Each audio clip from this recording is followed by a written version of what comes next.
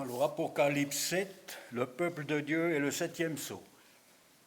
Après cela, je vis 4 anges debout aux 4 coins de la terre. Ils retenaient les 4 vents de la terre afin qu'il ne souffle pas de vent, ni sur la terre, ni sur la mer, ni sur aucun arbre. Et je vis un autre ange qui montait du côté du soleil levant et qui tenait le sceau du Dieu vivant. Il cria d'une voix forte aux 4 anges qui avaient reçu le pouvoir de faire du mal à la mer et à la terre. Ne faites pas de mal à la terre, ni à la mer, ni aux arbres, avant que nous ayons marqué d'une empreinte le front des serviteurs de notre Dieu. Puis j'entendis le nombre de ceux qui avaient été marqués de cette empreinte. Ils étaient 144 000 de toutes les tribus d'Israël. De la tribu de Juda, 12 000 marqués de cette empreinte. De la tribu de Ruben, 12 000. De la tribu de Gad, 12 000. De la tribu d'Asser, 12 000. De la tribu de Nephtali, 12 000. De la tribu de Manassé, 12 000. De la tribu de Siméon, 12 000. De la tribu de Lévi, 12 000. De la tribu d'Isaacar, 12 000. De la tribu de Zabulon, 12 000.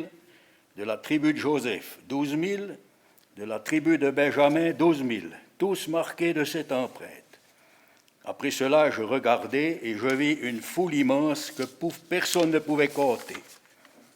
C'étaient des hommes de toute nation, de toute tribu, de tout peuple et de toute langue. Ils se tenaient debout devant le trône et devant l'agneau, habillés de robes blanches, des feuilles de palmier à la main, et ils criaient d'une voix forte.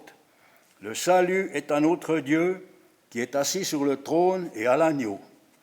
Tous les anges qui se tenaient autour du trône des anciens et des 4 vivants, et des 4 êtres vivants se prosternèrent le visage contre terre devant le trône et ils adorèrent Dieu en disant « Amen ». La louange, la gloire, la sagesse, la reconnaissance, l'honneur, la puissance et la force sont à notre Dieu au siècle des siècles. Amen. L'un des anciens prit la parole et me dit, « Ceux qui sont habillés d'une robe blanche, qui sont-ils et d'où sont-ils venus ?» Je lui répondis, « Mon Seigneur, tu le sais. » Il me dit alors, « Ce sont ceux qui viennent de la grande tribulation. Ils ont lavé leurs robes et l'ont blanchi dans le sang de l'agneau. C'est pourquoi ils se tiennent devant le trône de Dieu et le servent jour et nuit dans son temple. Celui qui est assis sur le trône les abritera sous sa tente. Ils n'auront plus faim, ils n'auront plus soif. Le soleil ne les frappera plus, ni aucune autre chaleur brûlante. En effet, l'agneau qui est au milieu du trône prendra soin d'eux et les conduira aux sources des eaux de la vie. Et Dieu essuiera toute larme de leurs yeux.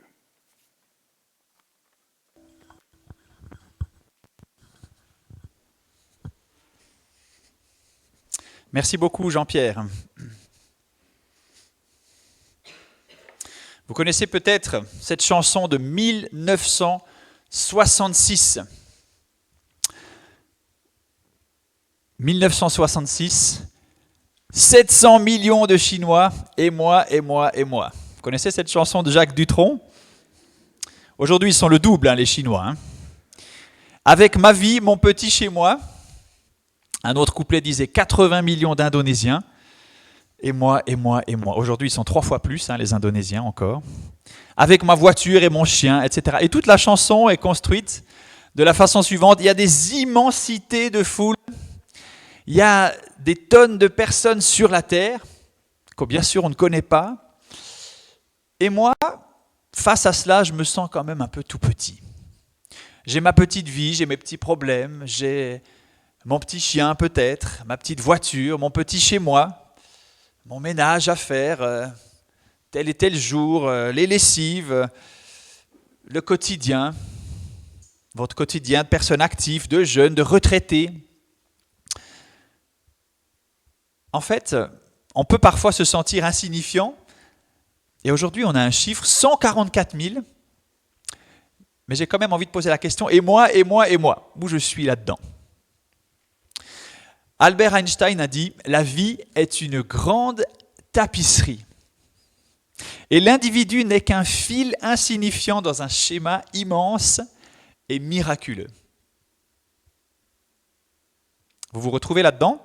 Si vous zoomez un petit peu, vous verrez peut-être le fil que vous représentez dans cette grande tapisserie. En fait, on est des fils insignifiants dans un schéma immense et miraculeux. Est-ce que vous vous sentez ce matin comme un petit fil qui ne sert à rien? Pourtant, dans cette tapisserie, si vous enlevez tous les petits fils, il n'y a plus de tapisserie. Donc, nous sommes constamment dans cette réalité double. Nous sommes des personnes importantes qui comptent.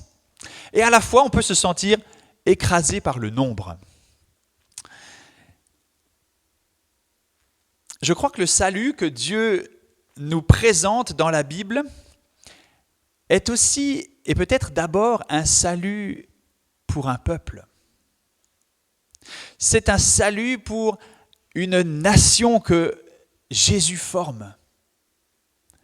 Dieu construit un peuple. Et puis la pensée individualiste, peut-être de ces derniers siècles, nous fait parfois un peu oublier cela.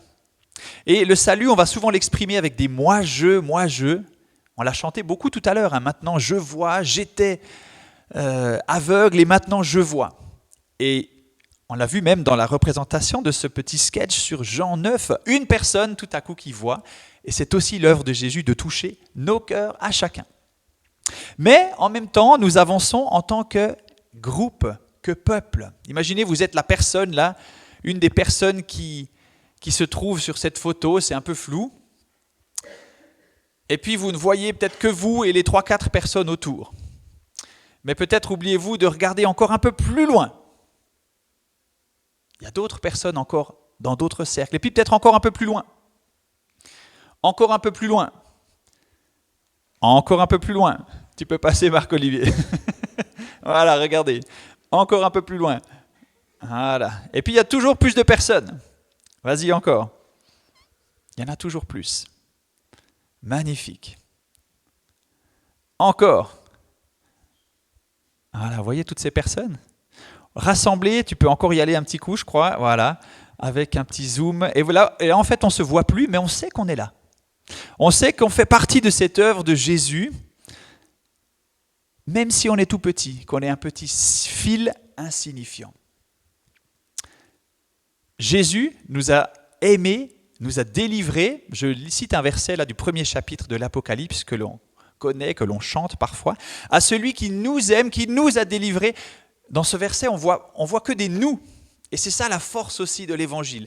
Dieu sauve un peuple, les amis. Dieu sauve un peuple et vous faites partie de ce peuple, même si on est en tout petit sur la photo, même si on est un tout petit fil dans cette belle tapisserie. Il a fait de nous un royaume, des sacrificateurs pour Dieu son Père.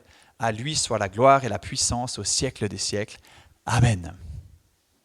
Oui, nous faisons partie de ce peuple. Et ce matin, nous avons 2 groupes dans le texte que nous avons lu, n'est-ce pas? On a les versets 1 à 8, peut-être vous avez encore les Bibles ouvertes et vous pouvez vérifier ça avec moi. On a les versets 1 à 8 qui nous parlent de 144 000 personnes. Et on l'a lu, Jean-Pierre l'a lu avec beaucoup de soin, merci beaucoup. 12 000 de Nephtali, 12 000 de Manassé, etc., toutes ces tribus. Et puis versets 9 à 17, on a un autre groupe, et là, celui-là, il est indénombrable. On nous dit, le texte, qu'on ne peut pas compter le nombre de personnes qu'il y a dans ce deuxième groupe. Alors, qu'est-ce que c'est en fait ces groupes? Où est-ce qu'on se situe là-dedans? 144 000 dans les 8 premiers versets, et puis cette foule innombrable dans la suite. Et peut-être vous vous posez cette question, mais qu'est-ce que c'est que cette histoire de 144 000? Peut-être vous ne vous posez pas cette question, mais je vous invite à nous la poser maintenant ensemble. 144 000. Alors on peut se demander, mais qu'est-ce que ça représente, ce chiffre-là? Il y a quelques siècles, elle n'existe plus aujourd'hui, mais une secte en Russie qui s'appelait les Scoptes. Les Scoptes, ça veut dire en fait, dans leur langue, c'est les castrés. Donc c'était une secte qui pensait que pour plaire à Dieu, il fallait se mutiler les parties et puis attendre comme ça le retour de Jésus en étant ainsi sanctifié. Et en fait, il pensait, sur la base de ce verset qu'on a lu, Apocalypse 7, il pensait qu'il fallait qu'ils atteignent le nombre de 144 000 et alors Jésus pourrait revenir. Et donc ils ont patienté comme ça a duré plusieurs siècles, en un siècle et demi à peu près. Cette secte s'est dissoute au cours du XXe siècle. Mais ils ne sont jamais arrivés à 144 000, bien sûr, parce que c'était les castrés, donc ils ne pouvaient pas même se reproduire entre eux. Et donc ils ne sont jamais arrivés à ces 144 000. Aujourd'hui, est-ce que nous pensons qu'il y a plus que 144 000 croyants dans toute l'histoire en Jésus ? Qui c'est qui pense qu'on est plutôt plus ? Qui pense qu'on est moins ? Ah, vous m'avez laissé tout seul là. Non, je ne pense pas qu'on est moins. Effectivement, 144 000 à peu près sur 20 siècles de christianisme, sans compter même les chrétiens, les croyants de l'Ancien Testament, on pourrait dire aussi. Bien sûr, on est forcément bien plus. Alors, comment interpréter ce chiffre ? On a une autre manière de comprendre ces 144 000. Si vous recevez un témoin de Jéhovah chez vous, il va vous donner une explication assez précise de ce 144 000. Vous avez peut-être déjà dialogué avec une personne de ce mouvement, des témoins de Jéhovah. Leur explication, c'est qu'en fait, il y a deux groupes. Il y a un groupe des 144 000 qui ont une espérance au ciel. Espérance céleste. Et pour ce groupe très précis, eh bien, ils régneront en quelque sorte auprès de Dieu dans le ciel. Et pour tous les autres croyants, ils ont une espérance sur terre. Et ils régneront sur la terre, ils bénéficieront aussi du salut selon cette pensée-là, mais ce sera une sorte de deuxième classe, le paradis deuxième classe. Imaginez des chrétiens ou des témoins de Jéhovah indiens qui apprennent avec stupeur que dans l'éternité, il continuera à y avoir des castes et différentes classes de croyants. Mais c'est une explication qui existe, mais que je ne crois pas non plus tellement justifiée, que ces groupes soient finalement deux groupes à part. La parole de Dieu, quand elle nous parle des croyants, elle a toujours tendance à les rassembler. Jésus rassemble son peuple plutôt que de diviser et de faire des petits groupes, n'est-ce pas ? Donc 144 000, est-ce là un groupe à part ? Je ne le crois pas. Mais pourtant, est-ce que c'est un chiffre qu'on doit prendre de façon littérale ? 144 000, allez, on va faire un peu des maths. C'est combien 144 000 pour les matheux là ? Vous avez tous trouvé les racines carrées, tout ça. Voilà, c'est 12 fois 12 fois 1000. Je l'ai mis là dans la petite étoile à gauche. 12 fois 12 fois 1000, vous pouvez vérifier sur votre smartphone en démarrant l'application calculatrice, ou bien si vous êtes très fort, vous le faites de tête. 144 000, c'est 12 fois 12 fois 1000. Okay ? Et quand on trouve des chiffres comme ça dans l'Apocalypse, vous êtes habitués maintenant, parce que ça fait plusieurs mois qu'on médite ce livre, quel est notre réflexe quand on trouve un chiffre ? Eh bien, on va chercher à voir ce qu'il symbolise. Par exemple, dans les premiers chapitres, il y avait 7 églises. Et on avait vu ensemble que ces 7 églises, elles représentent en fait toutes les églises de l'ère chrétienne. Et pas seulement 7, c'était bien sûr 7 églises, mais elles représentaient quelque chose de plus. Quand on a des chiffres comme ça, 1000 c'est quoi pour vous ? 1000 c'est rien, ok ? Ou alors c'est beaucoup. Ça dépend 1000 quoi. Hein. Ici, 1000 c'est plutôt beaucoup, l'abondance. C'est plutôt aussi la perfection. La racine cubique de 1000, encore pour les matheux, c'est 10. 10 fois 10 fois 10. Okay, une sorte de cube. 12 et 12, ce sont aussi des chiffres qui renvoient à des réalités de l'Ancien Testament. Il y avait 12 tribus, on les a lues tout à l'heure. Ici, elles sont citées, il n'y a pas tout à fait les 12, bref, je passe sur ces détails. 12, ce sont aussi les 12 disciples de Jésus, n'est-ce pas ? Et on a plusieurs fois dans le livre de l'Apocalypse, et c'est là où j'aimerais que simplement on puisse comprendre ce point, plusieurs fois dans l'Apocalypse, on a ces chiffres 12 qui soit s'additionnent, soit se multiplient. Par exemple, au chapitre 6, on avait 24 anciens autour du trône. Vous pouvez voir ça dans le chapitre 6, juste celui qui vient avant le 7. 24, c'est en fait un symbole des représentants de toute l'Église. Un peu plus loin, au chapitre 21, on a la description de la nouvelle ville. Et là encore, on a 12 et 12 qui sont associés. 12 portes sur 12 fondements. La dimension de cette ville, c'est 12 000 par 12 000 stades. Évidemment, tout ça, c'est des nombres symboliques. Si vous avez la traduction Semeur, souvent, ils convertissent les stades, les mesures de la Bible que nous, on ne connaît plus tellement, en mètres, en kilomètres, etc. Mais là, ils ne l'ont pas fait, et ils ont bien fait de ne pas le faire. Et il y a même une note, je crois au chapitre 19, si vous lisez dans la Bible du Semeur ou dans d'autres Bibles, ces nombres n'ont pas été convertis en unités métriques, si on veut, parce qu'ils ont une symbolique particulière. Okay, donc 12-12, ça nous renvoie à quelque chose de plus que 12. Ce n'est pas simplement les 12 qui représentent les Juifs de l'Ancien Testament, mais c'est 12 plus 12 ou 12 fois 12 qui représentent en fait ce grand peuple racheté et uni. Donc 144 000, c'est un nombre qui revient même au chapitre 14. 144 000 pour moi, c'est une multitude de croyants, à la fois ceux d'origine juive, par les premiers 12, à la fois ceux qui ne sont pas juifs, peut-être comme la plupart d'entre nous, ce grand groupe des rachetés pour lesquels Dieu a donné sa vie. Donc je pense que dans ces 144 000, nous y sommes, même si, on l'a dit, ce nombre est probablement bien plus grand de tous les croyants. 144 000. Donc je redis, la Bible n'a jamais tendance à diviser le groupe des croyants. Elle souhaite au contraire toujours les rassembler. Je pense donc que ces 144 000 et le deuxième groupe, vous vous souvenez, cette foule innombrable à partir du verset 9, en fait c'est le même groupe. Il me semble que c'est la manière la plus naturelle de comprendre ce passage. Il n'y a pas deux classes de croyants en vous demandant est-ce que vous faites partie du premier qui sont un peu les super élus ou bien du deuxième groupe qui est un peu cette foule peut-être secondaire, pas du tout. Je crois que c'est le même peuple qui est décrit là et je vois deux arguments pour cela, pour le dire. Le premier, c'est les sceaux. Okay, les sceaux, ou les empreintes dans la traduction du Semeur qui a été lue tout à l'heure, ces empreintes sont ceux qui sont placés sur le front des croyants. Vous pouvez regarder de nouveau le début de ce chapitre et on voit un ange qui est là, qui tient dans sa main le sceau du Dieu vivant. Et il va marquer de son sceau ces 144 000 croyants.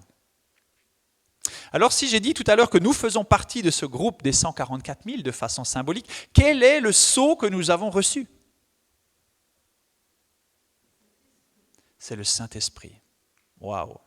C'est le Saint-Esprit, en effet, j'ai mis un verset là, 2 Corinthiens 1, versets 21 et 22, qui nous parle du Saint-Esprit, même dans ces termes. Celui qui nous a fermis avec vous en Christ et qui nous a oints, c'est Dieu, lequel nous a aussi marqués d'un sceau et a mis dans nos cœurs les arts de l'Esprit. Autrement dit, l'Esprit, le Saint-Esprit que vous avez en vous en tant que croyant, Dieu habite en vous, c'est non seulement pour transformer votre vie, pour la rénover, pour vous rapprocher de Dieu, mais c'est aussi un signe que Dieu place d'une réalité future. Un sceau. Qu'est-ce que c'est un sceau ? Quelles sont les significations d'un sceau ? À quoi ça sert ? Je vous écoute. À sceller quelque chose, exactement. Et pourquoi on scelle quelque chose ? C'est une attestation de propriété. Exactement.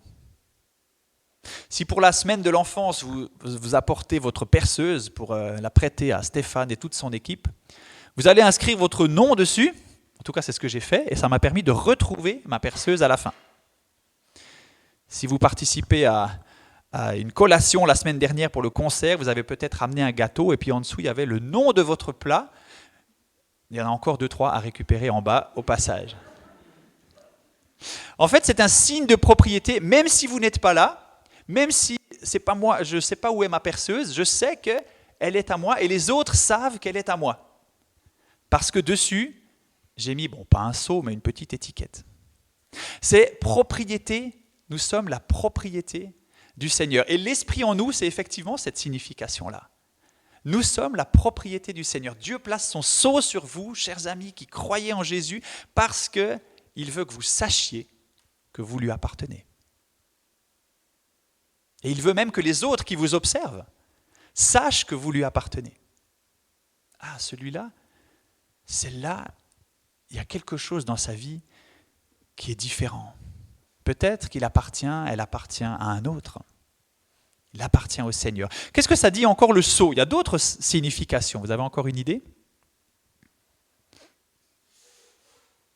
Le sceau, ça garantit que ce qui est à l'intérieur a bien été, on peut dire, authentifié. C'est authentique. Quand il y a un roi, dans l'ancien temps, voulait poser un décret, une nouvelle loi, il le posait de son sceau pour dire « c'est moi qui ai dit cela ».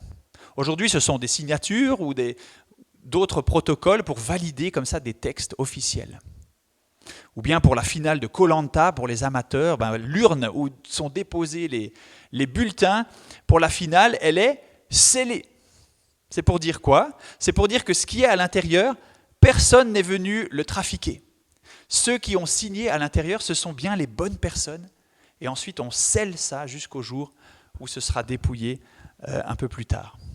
Ce qui est à l'intérieur, c'est la vérité. L'esprit que Dieu place en nous, ce sceau, c'est l'esprit de vérité. L'esprit qui certifie à notre cœur que nous sommes enfants de Dieu. Cet esprit qui vient nous rappeler les vérités de l'Évangile quand nous commençons à en douter. Ça vous est déjà arrivé, ça? On doute de l'Évangile, on se pose des questions et tout à coup, il y a quelque chose qui nous revient à l'esprit. Et ça, c'est l'œuvre du sceau que Dieu a placé sur vous. Il vient sans cesse nous rappeler la beauté de l'Évangile quand on a tendance à l'oublier. Allez, un troisième sens encore du sceau. Vous avez une idée quand est-ce qu'on met des scellés?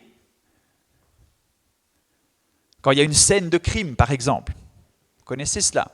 Eh bien, la police va faire son enquête et puis ensuite, pour que plus personne ne puisse entrer, on va sceller la porte d'entrée, la clôture, etc., le portail. C'est là pour protéger un lieu, un espace. Le sceau est là aussi pour protéger quelque chose.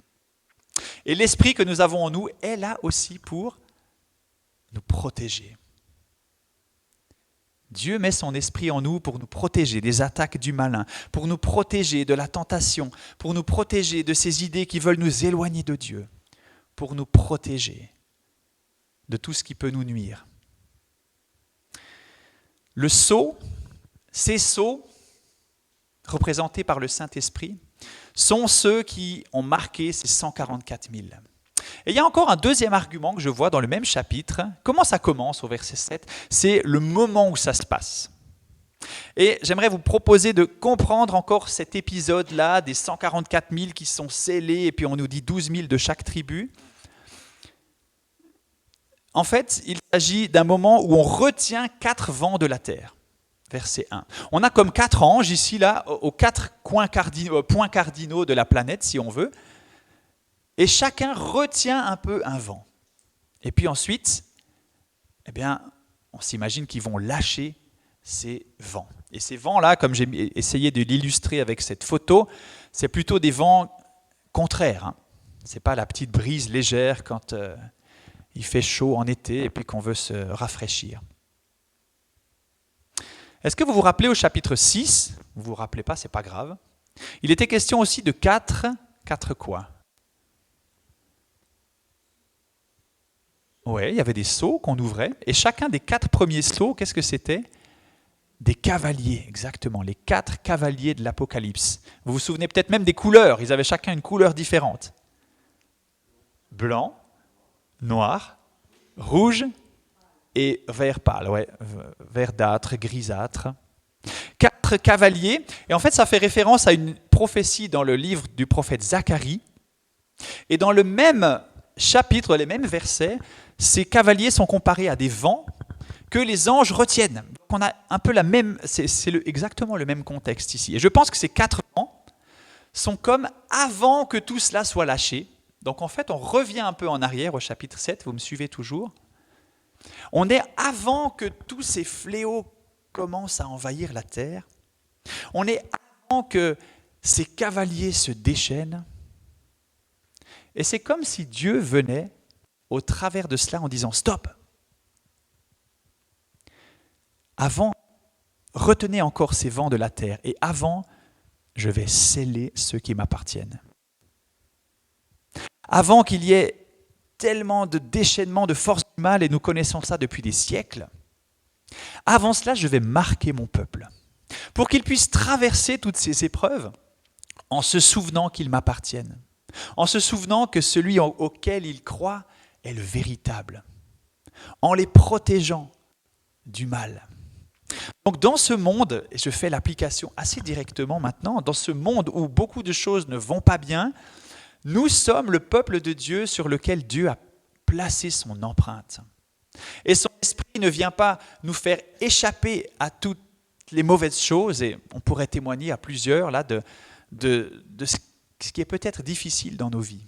Dieu ne vient pas nous enlever, nous faire échapper à tout cela, mais nous dire « Vous êtes scellés du sceau de l'esprit parce que vous m'appartenez, parce que je vous aime, parce que je tiens à vous et parce qu'il y a une destinée éternelle pour vous. » Voilà donc comment je vous propose de comprendre ce chiffre des 144 000. Un chiffre symbolique, un chiffre bien plus grand, mais un chiffre qui est quand même précis. Même minoritaire, 144 000, ce n'est pas beaucoup par rapport à la planète.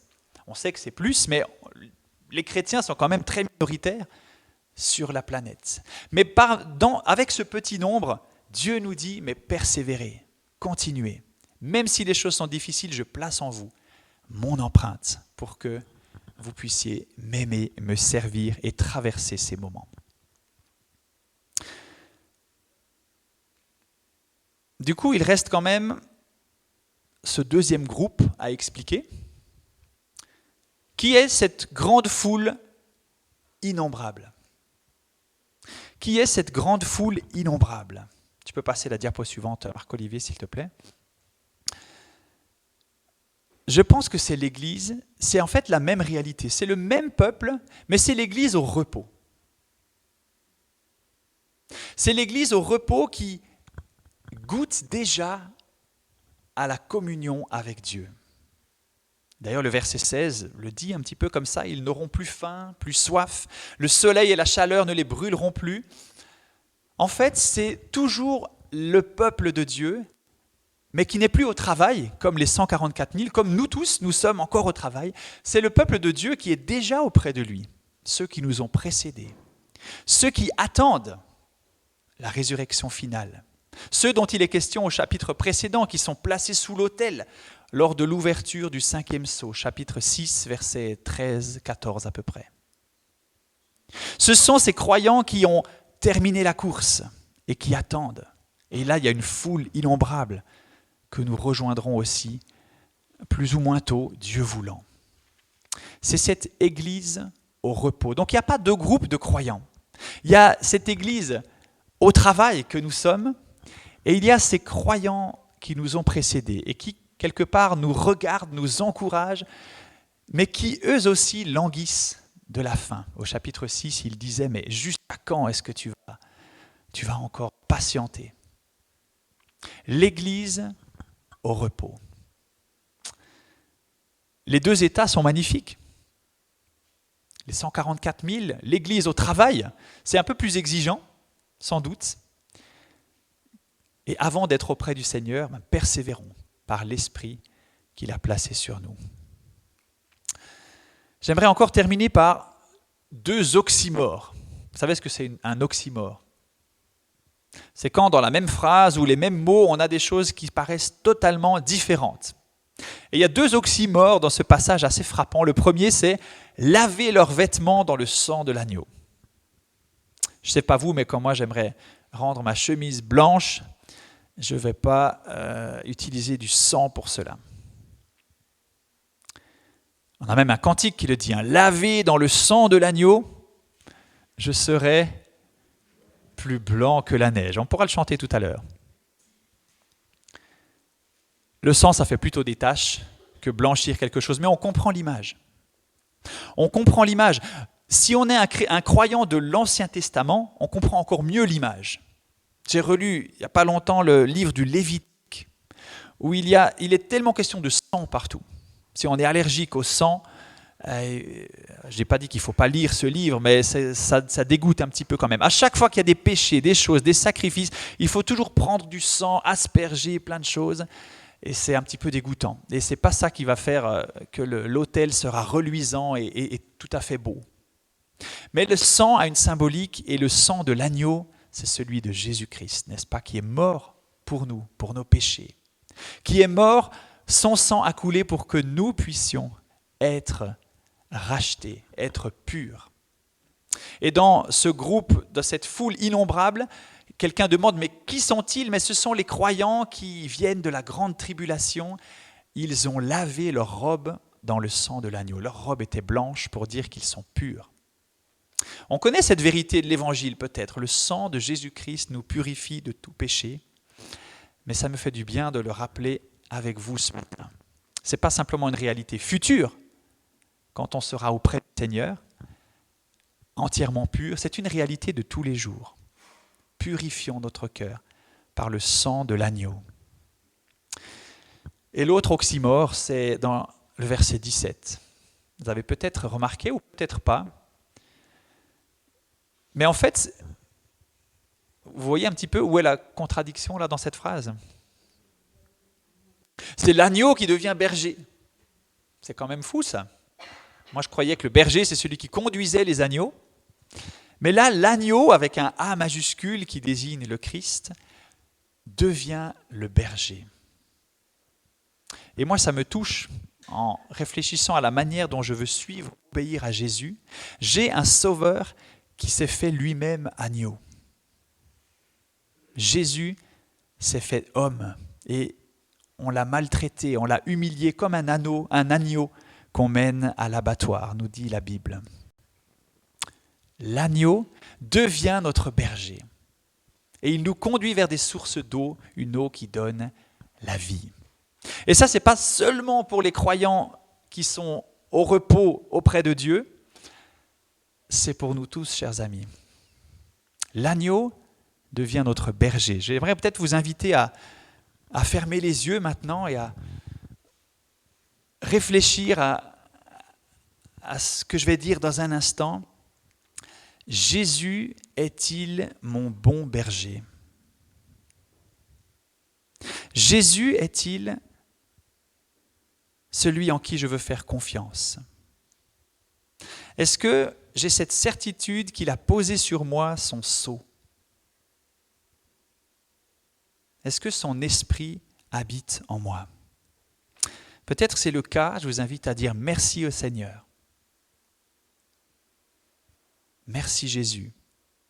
Parce que tu nous as scellés, tu nous as rachetés, tu as éclairé nos vies et tu nous as ajoutés à cette grande et belle tapisserie en vue du salut de ton peuple. Peut-être ce n'est pas le cas. Et peut-être que maintenant, ce matin, Dieu vous invite à lui dire quelque chose que peut-être vous ne lui avez jamais dit. Seigneur, entre dans mon cœur. Seigneur, viens dans mon cœur pour y habiter. Viens placer ce sceau de l'esprit, cette sécurité que je veux trouver en toi aujourd'hui. Viens purifier ma vie par ton sang. Viens me revêtir de cette robe blanche, lumineuse et belle. Pardonne mon péché. Peut-être si vous avez fait cette démarche ce matin, ou vous avez peut-être voulu la renouveler devant le Seigneur. Il y a peut-être l'occasion tout à l'heure, à la fin de ce culte, d'aller prier avec quelqu'un pour que cela puisse être porté par une autre personne. Allez peut-être voir un ami, quelqu'un de votre famille, un responsable de l'Église, pour prier avec lui, avec elle. Jésus, nous te louons pour ce peuple que tu formes, que tu continues à former. Nous te prions pour ceux qui passent par des épreuves difficiles, que tu les maintiennes et les protèges par ton sceau, que l'Esprit puisse en eux leur rappeler qu'ils sont tes enfants et que tu tiens à eux et que rien ne peut les séparer de ton amour. Je te loue, Seigneur, pour la puissance de l'Évangile, encore aujourd'hui. Amen. Amen.